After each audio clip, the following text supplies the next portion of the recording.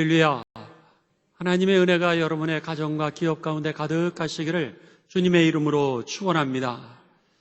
오늘은 우리가 지난주에 이어서 너는 하나님께 소망을 두라, 이 말씀을 두 번째 시간으로 계속해서 이어가도록 하겠습니다.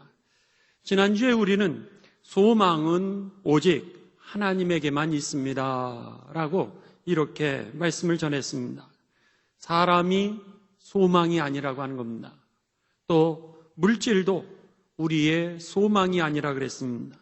건강도 우리의 소망이 아니라 그랬습니다. 그 이유는 이 세상에 있는 이 모든 것들이 영원하지 않기 때문인 것입니다. 오직 변함이 없고 영원하신 분은 여호와 한 분이시기에 오늘 우리가 실패해도 나를 영원히 이제 붙들어 주시고 일으켜 주시는 분도 하나님이시오. 내가 부자가 돼도, 그리고 내가 성공을 해도 나를 끊임없이 오늘 겸손하게 하시면서 주의 뜻을 이루게 하시는 분이 하나님이시라고 하는 겁니다.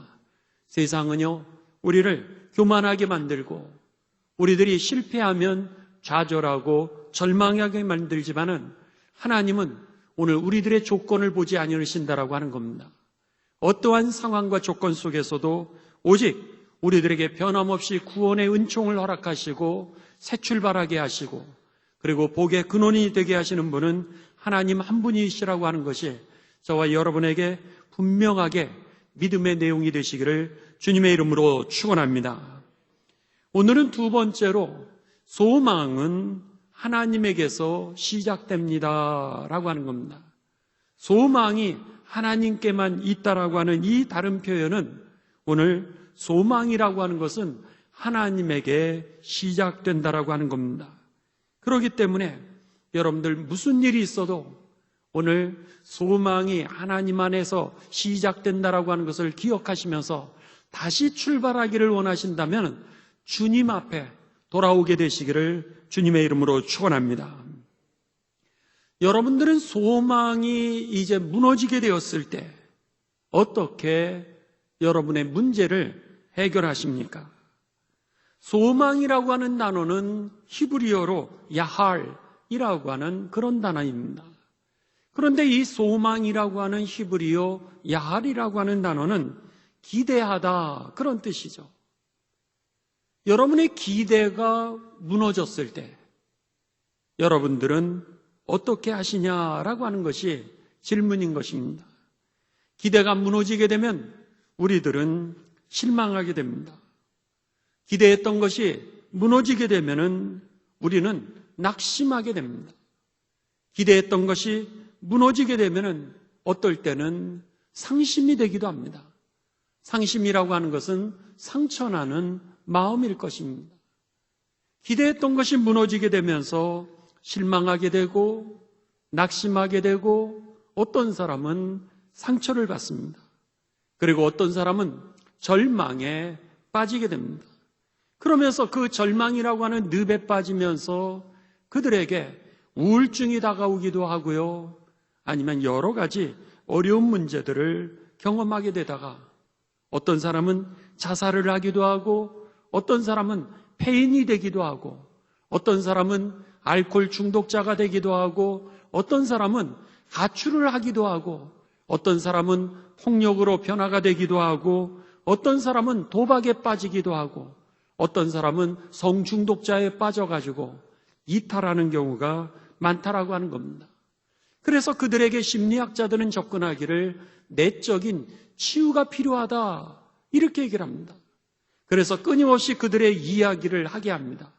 과거의 슬픈 얘기들, 과거에 실망했던 얘기들, 과거에 절망했던 얘기들, 과거에 낙심했던 얘기들을 그대로 당신이 그것을 풀어놓을 데가 없었기 때문에 그런 이탈이 생겼으니 그것을 이야기하라고 그렇게 얘기를 합니다. 그러나 여러분, 오늘 우리들의 이야기를 했다 그랬을 때 그 이야기를 함으로 인하여서 돌아오는 사람이 몇이나 됩니까? 그렇지 않다라고 하는 겁니다.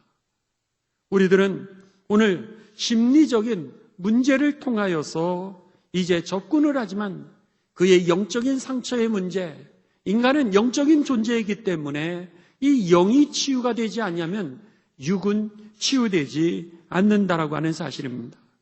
그런 면에 있어서 여러분들은 낙심이 왔을 때, 골근 실망이 왔을 때, 상처가 왔을 때, 절망이 올 때 어떻게 여러분들은 대처했습니까?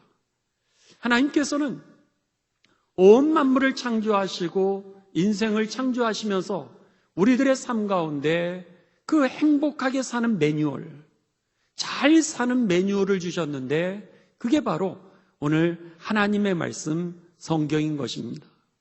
그래서 성경을 우리가 읽게 되면요, 오늘 우리들의 심령의 골수가 쪼개지게 되고요. 그 얘기는 뭐냐면 우리의 영이 바뀐다라고 하는 겁니다. 우리의 혼이 바뀐다라고 하는 겁니다. 우리의 마음이 달라진다라고 하는 것이죠. 왜냐하면 거기에 키가 있었기 때문입니다. 우리들이 이제 문이 잠겼을 때에 그 잠긴 문을 아무 키나 넣는다라고 그 문이 열려지는 게 아닙니다. 거기에 가장 적절한 키, 마스터 키를 넣을 때만이 문이 열려지게 되어 있는데, 인생이라고 하는 그 문에 있어서 오늘 하나님이 키를 주셨는데 그 마스터 키가 뭐냐? 하나님의 말씀인 것입니다. 그래서 그 말씀이 우리들에게 주어지게 될 때 우리들의 심령의 골수가 쪼개지고 우리들의 마음과 생각과 우리의 의지가 열리게 되는 것이죠. 그렇기 때문에 오늘 하나님께서는 우리들의 인생을 창조하시고 우리들에게 매뉴얼을 주셨던 이 성경의 매뉴얼을 우리가 잘 들여다봐야 됩니다. 거기에 우리들은 인생의 문제의 키가 이제 있게 되어 있기 때문에 그 문제를 해결할 수 있게 되는 것이죠. 그렇다면 우리에게 실망이 왔을 때, 우리들에게 슬픔이 왔을 때, 낙심이 왔을 때, 절망이 왔을 때, 상처가 났을 때 우리들이 어떻게 해야 될까라고 하는 것을 성경은 우리들에게 가르쳐 줍니다. 그 가르쳐 주시는 그 말씀과 더불어서 그 사건이 바로 성경에 나와 있는 인물들의 사건이었던 겁니다. 우리가 그래서 그들의 삶을 돌아보면서 아하, 그렇게 반응했더니 오늘 하나님께서는 그들의 길을 이렇게 인도하셨구나 라고 하는 영적인 지혜를 얻게 되는 것이죠. 그런 면에 있어서 우리들의 믿음의 선배들이 어떻게 그들의 기대가 무너졌을 때, 그들의 소망이 무너졌을 때 어떻게 했나, 이것을 우리들은 생각해 봐야 되는데, 중요한 것은요, 그들은 하나님을 기다렸다라고 하는 겁니다. 그 실망 속에서, 그 낙심 속에서, 그 상처 속에서 그들은 하나님을 기다렸습니다. 그리고 하나님은 그들에게 다시 소망을 주셨고요. 그리고 결코 넘어지지 않는 길로 그들을 인도해 주셨습니다. 한번 우리가 모세를 보도록 하겠습니다. 모세는요, 이스라엘 백성들을 이제 이끌도록 하나님에게 부르심을 받았습니다. 모세를 통하여서 이스라엘 백성들은 애굽의 종노릇으로부터 430년이라고 하는 그런 종노릇으로부터 종지부를 찍고 그들은 이제 해방을 얻게 됩니다. 자유를 얻게 되죠. 그리고 나서 그들의 꿈을 이루게 됩니다. 그런데 모세는 자신의 사명을 다 이루었다. 또 자신을 통하여 다른 사람이 자유와 해방을 얻게 되었다라 그랬을 때 자기의 인생에 어떻게 보면은 그 소원, 자기의 기대가 성취가 된 삶이었을 겁니다. 그랬는데 그에게 다가온 것은 백성들의 불평이었고요. 그리고 백성들이 그를 죽이려고 하는 살인, 위협이었습니다. 아니, 나는 저들을 위하여 목숨을 걸고 그렇게 헌신하여서 노예로부터 저들을 해방시켜 주었는데 자기에게 돌아오는 것은요, 칭찬과 격려와 그리고 박수가 아니라 오히려 불평과 살해의 위협이었습니다. 출애굽했던 이스라엘 백성들은 그들은 잠깐 기뻐했습니다. 와! 그랬는데 그 이후로 그들이 나타내는 반응은 뭐였냐면 물이 없을 때 그들은 모세에게 불평했습니다. 그들은 먹을 것이 떨어졌을 때 모세를 원망했습니다. 전쟁에 패하게 되었을 때에는 모세를 죽이려고 했습니다. 그들은 모든 일에 대하여 불평했고요. 무슨 일만 있으면 그들은 원망했고요. 무슨 일만 있으면 그들은 모세를 죽이려고 그랬습니다. 여러분, 얼마나 모세가 이 백성으로부터 사랑을 받을 것이다, 존경을 받을 것이다, 박수를 받을 것이다, 얼마나 기대가 컸겠습니까? 그랬는데 모세에게 다가온 것은 오히려 불평과 원망과 그리고 살해의 위협이었습니다. 이때 모세가 어떻게 느꼈겠습니까? 모세도 여러분, 우리가 성경에 보면 대단한 인물처럼 보이지만 저나 여러분과 똑같은 사람입니다. 그도 먹을 것이 없으면 배고픈 사람이요, 그도 실패하면 낭망하는 사람이요, 어려움에 닥치면 근심하는 똑같은 평범한 사람입니다. 그가 그렇게 열심히 했는데 오늘 그에게 다가온 것은 그런 원망과 불평과 살해의 위협이었다니 그가 얼마나 낙심했겠습니까? 그가 기대했던 것들이 무너지게 되면서 그가 어떤 마음을 가졌을까 우리는 쉽게 생각할 수 있습니다. 믿었던 사람에 대해서 배신을 당한 거죠.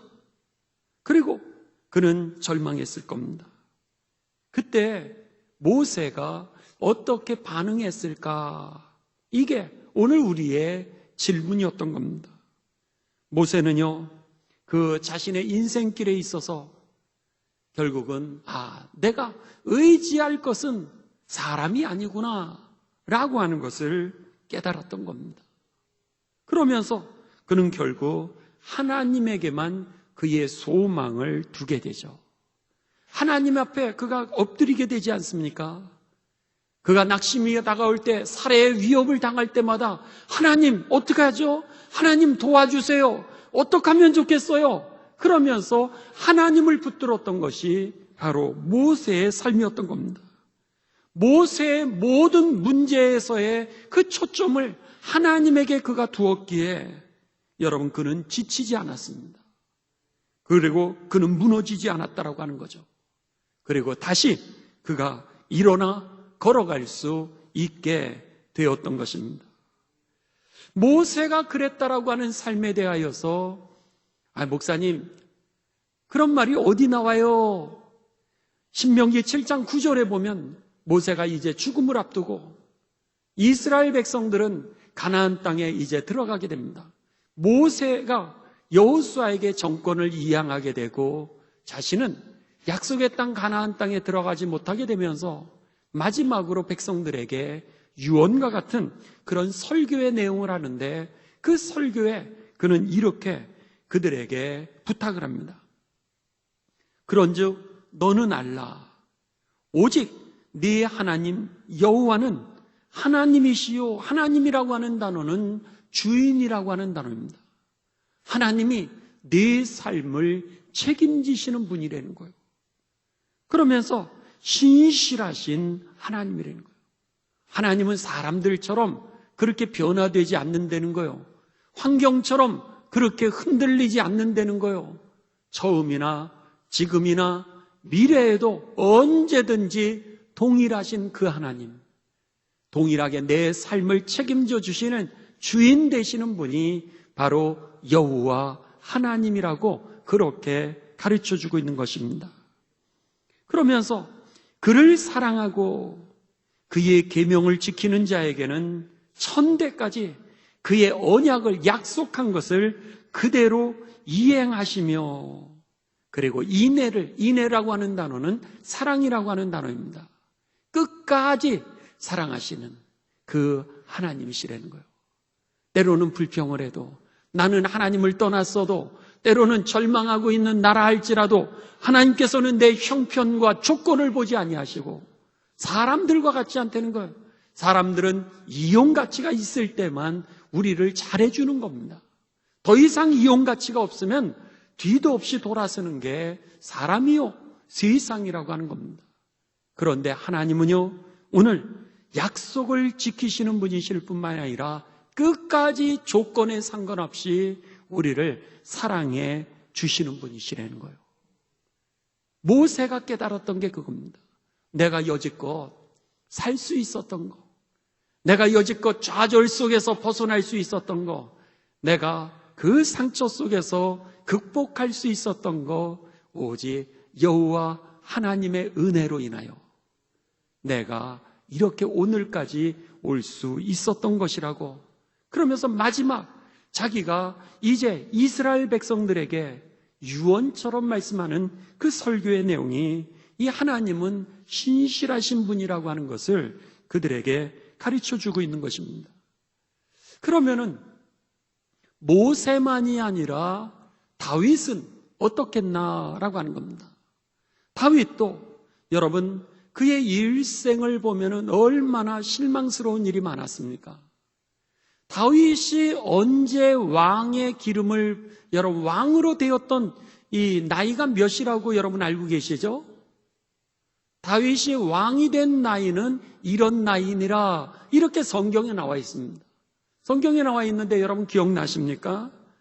왕으로 된 나이는 성경에 보면은 30세에 그가 왕이 되었다라고 그렇게 되어 있습니다. 30세에 그가 왕이 되었는데요. 그 왕이 되기 전에 그가 이제 기름을 먼저 부음을 받습니다. 사무엘이라고 하는 선지자를 통하여서 그가 기름을 부음을 받게 되죠. 그랬을 때 그가 언제 기름을 부음 받았을까? 한번 계산해 보신 분 있으세요? 30세에 왕이 되었다면 그 전에 무슨 일들이 있었죠? 사울이 그를 시기하고 질투하지 않습니까? 전쟁에 나아가서 다윗이 승리하게 되니까 사울이 그를 시기하고 질투해서 쫓아다니면서 이 다윗을 살해하려고 그렇게 위협을 하게 됩니다. 그러니 그 전에 이미 기름을 부음을 받았던 다윗의 나이에 대해서 주경학자들이 이렇게 추적을 하는 겁니다. 그랬는데 정확하게 성경에 다윗의 나이가 몇 세인지는 기록이 되지 않기 때문에 주경학자들마다 조금씩 차이가 있습니다. 그런데 그 주경학자들의 많은 사람들이 그때의 다윗의 나이는 아마도 이제 20세가량이었을 것이다. 어떤 사람은 15살에 기름 부음을 받은 너가 왕이 될 것이라 사무엘로부터 그렇게 기름을 받았다라고 추정하는 사람도 있고요.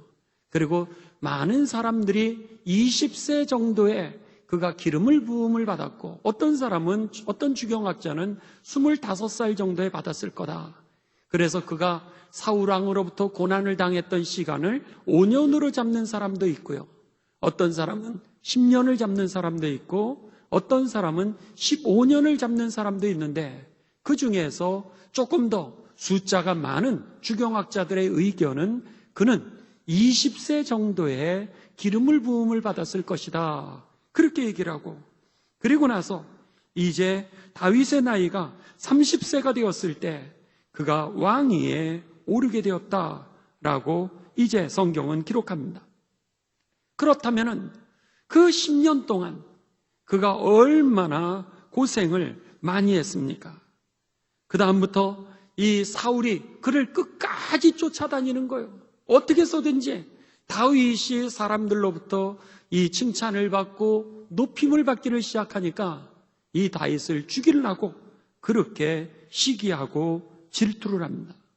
그 시기와 질투 속에서 그는 끊임없이 도망의 길을 걸어가야 되고 그리고 너무나도 괴로운 시절을 그가 살게 되죠. 여러분, 오늘 우리들의 삶도 마찬가지 아닙니까? 우리들의 삶도요, 좋은 일만 있는 것이 아니라 그렇게 다윗에게 승승장구했던 이 이기는 시절이 있었다면 그 다음에는 그에게 10년이라고 하는 괴로운 시절이 그에게 다가왔던 것처럼 오늘 우리들의 삶도 이렇게 어려운 문제들을 경험하게 됩니다. 그때 다윗이 그가 무너지지 않을 수 있었던 그 이유, 그 원인은 어디 있었는가라고 하는 겁니다. 어떻게 그는 그 위기 속에서 10년, 15년이라고 하는 세월을 갖다가 이겨낼 수 있었을까? 이것이 바로 오늘 본문의 말씀입니다. 오늘 본문 말씀 시편 18편 1절에서 3절에 보면은 여러분 거기에 제목이 나와 있습니다. 한번 제목을 보시기를 바랍니다. 제목은 여호와의 종 다윗의 시. 인도자를 따라, 인도자라고 하는 것은 찬양대의 지휘자죠. 그 당시에 찬양대의 지휘자 중에 한 명이 지난주에 설교했던 고라의 자손들이 그 찬양대의 지휘자였습니다. 인도자를 따라 부르는 노래입니다. 여호와께서 다윗을 그 모든 원수들의 손에서와 사울의 손에서 건져주신 날에 다윗이 이 노래의 말로 여호와께 아뢰어 이르되 찬송했다라고 하는 겁니다. 다윗이 뭐라 그럽니까? 이제 그가 그 고난 속에서 하나님이 건져주셨을 때 1절 나의 힘이신 여호와요, 하나님이 나의 힘이 됐다는 거예요. 두 번째 2절입니다. 여호와는 나의 반석이시요, 나의 반석이시라는 거예요. 세 번째로는 나의 요새시요, 나를 환난에서 위기에서 건지시는 분이시요, 나의 하나님이시라는 거예요. 생명의 주인이시라는 거예요. 내 삶의 주인이시라는 거예요. 내가 그 안에 피할 나의 바위시요, 내가 피할 수 있는 유일한 곳이었다라고 하는 겁니다. 그리고 나의 방패라는 거예요. 원수 마귀가 나를 향하여서 활을 쏠 때 그 활을 막아주시는 분이 하나님이셨다는 거예요. 그리고 나의 구원의 뿌리라는 거예요. 뿌리라고 하는 것은 능력이라고 하는 단어입니다. 그러니까는 오늘 나를 구원하시는 그 힘이 어디에서 왔냐? 내가 수렁에서 빠져나오는 힘이 어디서 있었냐? 내가 상처에서 빠져나오는 힘이 어디서 왔느냐? 하나님에게서 왔다는 거예요. 오늘 좌절과 절망이 내가 토로를 한다라고 그래서 문제가 해결되면 여러분, 사람들이 우울증에 빠지겠습니까? 그들이 상처 속에 그대로 머물러 있겠습니까? 그들이 술을 마시겠습니까? 말만 하면 해결이 되는데 말해도 말이 더 꼬이는 적이 얼마나 많은지 모릅니다. 말하면서 분노가 다시 생각나는 사람이 얼마나 많은지 모릅니다. 말을 하다가 오히려 더 상대와 관계가 안 좋아지는 사람이 얼마나 많은지 모릅니다. 말해서 문제가 다 해결될 것 같았으면 모든 사람이 문제가 해결됐죠. 그렇지 않다라고 하는 겁니다. 수렁에서 건져내 주시는 거, 나를 갖다가 그 환난에서 막아주시는 분은 오직 여호와 하나님 한 분이시라는 거예요. 그분이 나의 산성이시라는 거예요. 그렇기 때문에 1절에서 뭐라 그래요? 내가 주님을 사랑할 수밖에 없다는 거죠. 3절에서는 뭐라 그럽니까? 내가 찬송받으실 여호와께 아뢰리니 내 원수들에게서 구원을 얻으리로다. 원수들로부터 나를 구원해 주시는 분이 바로 하나님이시라는 거예요. 여기에 원수라고 하는 단어는 히브리어로 사탄이라고 하는 뜻입니다. 사탄이라고 하는 단어 히브리어의 뜻은 원수, 적대자라고 하는 뜻입니다. 모든 시험, 모든 우리들로 하여금 하나님 앞에 영광을 드러내지 못하고 하나님 앞에 쓰지 못하게 하는 것을 성경은 사탄, 원수, 적대자다 이렇게 표현하고 있습니다. 오늘 다윗은 그 말을 하는 거예요. 나로 하여금 이 원수로부터 누가 구원해 주시는 분이시냐? 오직 여호와 하나님만이 나의 구원이시라고 그렇게 고백했던 것이죠. 그러기에 다윗도 그 괴로운 시절, 그 5년이라고 하는 시절, 아니 10년이라고 하는 시절, 15년이라고 하는 시절, 먹을 것도 없고 너무나도 괴롭고 날마다 죽음의 위협 속에서 그 살을 수밖에 없었던 조마조마했던 그 시절 속에서도 버틸 수 있었던 것, 그것은 오직 하나님 그 은혜를 통하여서, 하나님의 은총을 통하여서, 하나님의 인도하심을 통하여서 내가 오늘까지 올 수 있었다는 거예요. 여러분, 우리들의 삶도 그렇지 않습니까? 돌아보면은 여기까지 우리가 올 수 있었습니까? 생각해보면 지금 그때 길로 다시 가라 그러면은 가지 못할 것 같아요. 그때 그렇게 다시 한번 살아보라 그러면은 아마 못할 거려. 근데 그때 어떻게 내가 그렇게 살 수 있었는지, 어떻게 다시 일어날 수 있었는지, 어떻게 힘을 다시 낼 수 있었는지, 어떻게 다시 시작할 수 있었는지, 어떻게 그때 견디어낼 수 있었는지 생각하면 하나님의 은혜 아닙니까? 올 수 없는 길 하나님이 오게 하신 것이죠.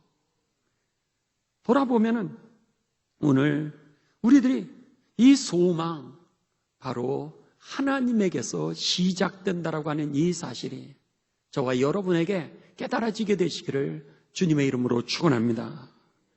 한번 보십시오. 성경에 보면은 모세와 다윗만 그랬던 것이 아닙니다. 아브라함도 마찬가지였습니다. 아브라함의 삶을 한번 생각해 보십시오. 아브라함의 소망이 있었겠습니까? 소망이 없었죠. 아브라함의 그 부인 사레는요, 아기가 없었습니다. 그 옛날에 아기가 없으면은 대를 이어갈 수가 없었습니다.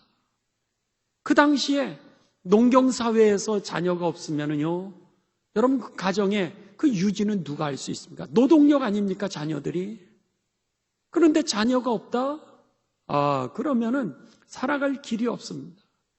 그런데다가 그 아브라함의 아내는 아이를 낳지 못하니 그 당시에 아이를 낳지 못하는 여인, 여러분 살 길이 없는 거죠. 그랬던 것이 바로 아브라함과 아브라함의 아내의 모습, 사레의 모습이었습니다. 그래서 창세기 11장 30절에 보면은 사레의 인생에 대하여 이렇게 한마디로 얘기합니다. 사레는 임신하지 못함으로 자식이 없었더라.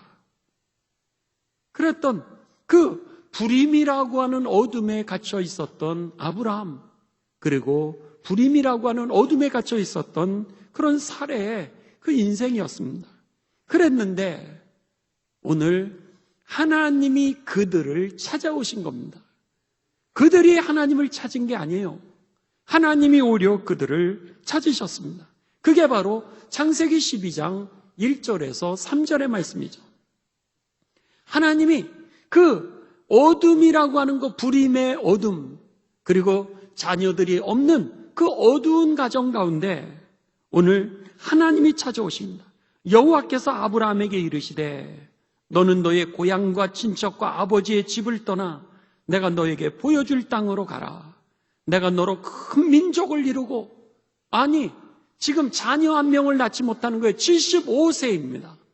75세인데 여러분 사레의 나이는, 그의 아내의 나이는 65세입니다. 이제는 경수가 다 끊어졌어요. 이제는 나이가 많아서 더 이상 자녀를 가질 수 없는 그런 나이가 되었습니다. 그랬는데 그때 하나님이 그들을 오히려 찾아오셨던 거예요.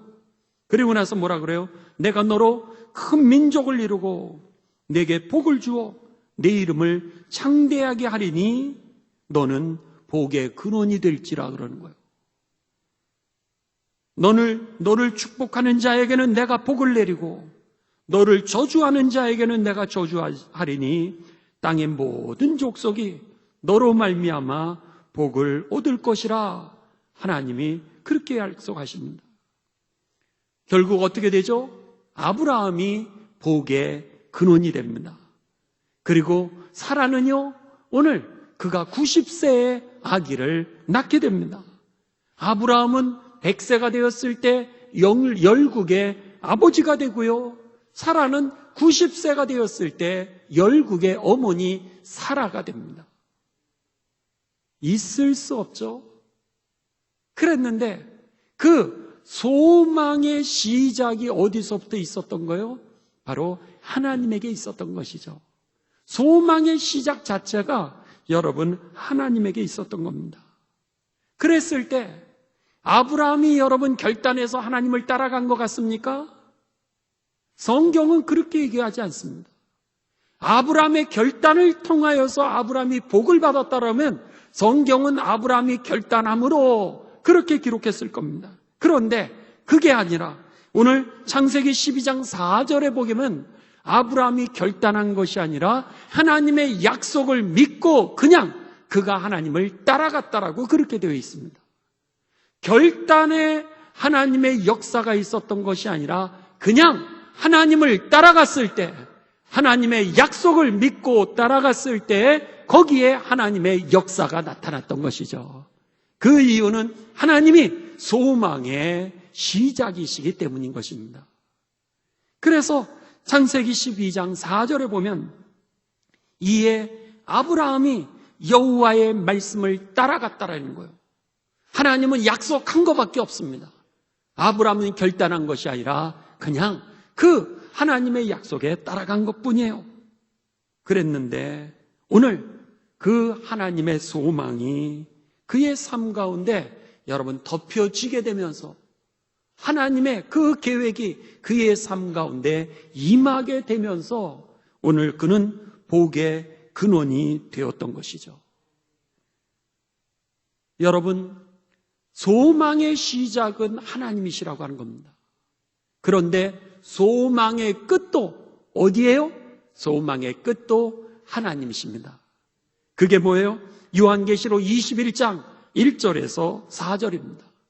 이제 하나님께서 요한을 통하여서 우리들의 생명이 끝나면 죽음이 끝이 아니라는 거예요. 그 이후에 하나님의 나라가 우리들에게 예비되어 있다고 말씀하시는 겁니다. 오늘 세상에서 우리가 방황하지 않는 이유가 어디 있는 거예요? 하나님의 나라가 예비되어 있는 것을 우리가 믿기 때문입니다. 그 소망이 있기 때문에 저와 여러분이 세상을 따라가지 않는 거예요. 그 소망이 있기 때문에 오늘 우리들에게 실망이 없습니까? 실망이 있죠. 근데도 실망하지 않는 이유는 하나님이 소망이시니까. 하나님의 나라가 우리들에게 예비되어 있는 것을 하나님이 약속해 놓으셨기 때문에 우리가 여러분 세상에서 실망하지 않는 겁니다. 왜 우리에게 상처가 없겠습니까? 왜 우리도 술 먹고 싶지 않겠어요? 왜 우리도 도박하고 싶지 않겠습니까? 왜 우리인들 여러분 이탈해서 좀 살아보고 싶지 않겠습니까? 문제가 있으면 우리도 여러분 낙심의 길로 이탈할 수도 있고요. 우리도 상처가 오게 되면 우울증이라고 하는 문제가 왜 우리들에게 오지 않겠습니까? 오죠. 우리도 여러분 오늘 문제가 있으면 낙심해서 알코올 중독에 빠지고 싶은 유혹, 깽판 치고 싶은 유혹, 여러분 부수고 싶은 유혹, 막 살고 싶은 유혹 왜 우리들에게 없겠습니까? 다 있죠. 근데 이상하죠? 하나님을 믿는 자들이 그 상처 속에서 헤어나오는 거예요. 절망이 있는데 절망에서 이탈하지 않는 거예요. 실망할 일 많은데 견딜 수 없는 일 너무나도 많은데 근데 다시 시작하는 거예요. 그 이유는 어디 있는 거예요? 하나님 때문이라는 거예요. 하나님의 나라를 우리들에게 예비해 놓으셨음이 내게 믿어지니까 오늘 성경을 보면은 하나님이 실망했던 아브라함, 사레, 어둠에 갇혀 있었던 그들에게 찾아오셔서 그들이 새 삶을 출발하게 하신 분도 하나님이시지만 오늘 다윗과 모세와 그리고 아브라함이 그들이 좌절하지 아니하고 절망하지 않고 앞으로 전진하게 나아갈 수 있게 하신 분도 하나님이시라는 거예요. 우리를 그렇게 하신 것처럼 하고 계시는 것처럼. 그래서 요한계시록 21장 1절에서 4절에 보면 내가 새하늘과 새 땅을 보니 지금 땅과 같지 않다라는 거예요. 처음 땅과 처음 하늘과 처음 땅이 없어졌고 바다도 다시 있지 않더라. 내가 보매 거룩한 성 새 예루살렘이 하나님께로부터 하늘에서 내려오니 그 준비한 것이 신부가 남편을 위하여 단정한 것 같더라. 내가 들으니 보좌에서 큰 음성이 나서 이르되 보라, 하나님의 장막이 사람들과 함께 있음에 하나님의 그들과 함께 계시리니 그들은 하나님의 백성이 되고 하나님은 친히 그들과 함께 계셔서 얼마나 우리가 기대하는 겁니까? 하나님과 영원히 함께 있는 나라. 그 소망이요, 여러분, 저와 여러분들로 하여금 탈선하지 않도록 막는 힘이었던 것입니다. 그뿐입니까? 모든 눈물을 그 눈에서 닦아주시니 다시는 사망이 없고 애통하는 것이나 곡하는 것이나 아픈 것이 다시 있지 아니하리니 처음 것이 다 지나갔음이로라. 그 나라를 바라보니까 오늘 눈물 넉넉히 참을 수 있는 것이죠. 내가 오늘 죽는다 할지라도 후회하지 않는 이유는, 예수님을 믿으면서 후회하지 않는 이유는 여러분, 하나님이 우리의 소망이시기 때문이죠. 그러니까는 오늘 여러분, 지난 시간과 우리들이 오늘까지의 그 말씀을 다시 한번 기억해 보신다면, 지난주에는 우리가 소망은 하나님께 있습니다, 오직 하나님에게만 있습니다 그랬는데, 오늘 두 번째 주제는 뭐였냐면, 오늘 소망의 시작도 하나님이시고요, 소망의 끝도 하나님이신 것입니다. 그러니까 소망 자체가 이미 하나님이시라는 거예요. 하나님 존재 자체가 이미 소망이라고 하는 뜻입니다. 그랬기에 주님을 믿는다라고 하는 것이 여러분, 인생을 바꾸는 겁니다. 주님을 믿는 사람과 주님을 믿지 않는 사람들은 삶이 다른 거예요. 그렇기 때문에 모세도 우리와 똑같은 평범한 사람이었는데 그 사람들의 불만과 불평, 살해의 위협 속에서도 다시 일어나고 다시 일어나고 다시 일어나서 주의 나라를 향하여서 끝까지 나아갈 수 있었던 것이고요. 뿐만 아니라 다윗도 우리와 똑같은 사람이었다는 거예요. 실망할 수밖에 없고 상처받을 수밖에 없고 절망할 수밖에 없는 사람이었는데도 불구하고 오늘 주님을 바라봤기에, 주님과 함께 있었기에 그가 다시 일어나고 다시 일어나 최후의 승리를 얻게 된 것이죠. 아브라함도 마찬가지였듯이 오늘 저와 여러분에게 오늘 그렇구나, 내게 상처가 왔을 때 이 상처에서 벗어나는 길이 어디 있을까? 내게 실망이 왔을 때 내가 다시 일어날 수 있는 길이 어디 있을까? 나에게 절망이 왔을 때 내가 어떻게 다시 시작할 수 있을까? 여러분, 그래서 성경의 바울 사도는 우리들에게 누누이 자꾸 얘기하는 게 뭐예요? 위의 것을 바라봐라. 위의 것이 뭐겠어요? 전능하신 하나님 예수 그리스도시죠. 그래서 땅의 것을 구하지 말고 위의 것을 찾아라. 그렇게 우리들에게 얘기하고 있는 겁니다. 바라기는 오늘 오직 소망이신 그 하나님 한 분만을 바라보시고요. 그리고 소망의 시작도 소망의 끝도 오직 하나님 한 분이시라고 하는 거, 예수 그리스도 한 분이시라고 하는 것을 분명히 우리들이 기억하면서 무슨 일이 있어도 여러분, 주님 앞에 나와 능력 받으시고 그리고 새 출발하시고 그리고 승리하시는 가운데 최후의 승리를 얻게 되시기를 주님의 이름으로 축원합니다.